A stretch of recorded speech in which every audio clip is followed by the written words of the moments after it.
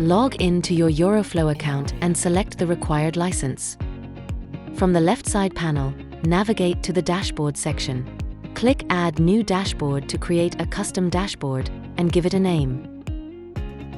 Click Add Widget to start customizing your dashboard. Open Standard Widgets and browse through the available widget options. You can select widgets for projects or processes using the separate tabs.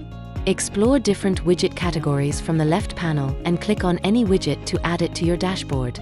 To add more widgets or make changes, click the edit icon in the top right corner. You can add as many widgets as needed.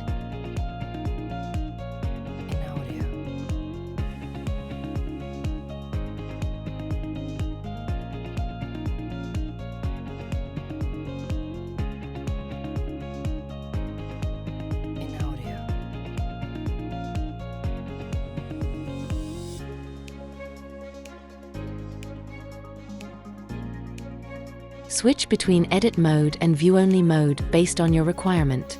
To manage access permissions, click Security and add members under Owner, Editing, or Viewing, depending on their roles.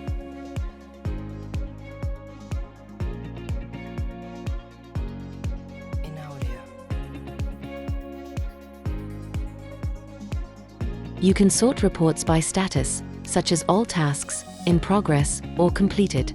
To filter reports by process, click Process under Filters and select the required process from the list.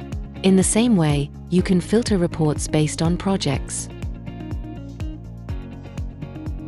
To filter reports by date,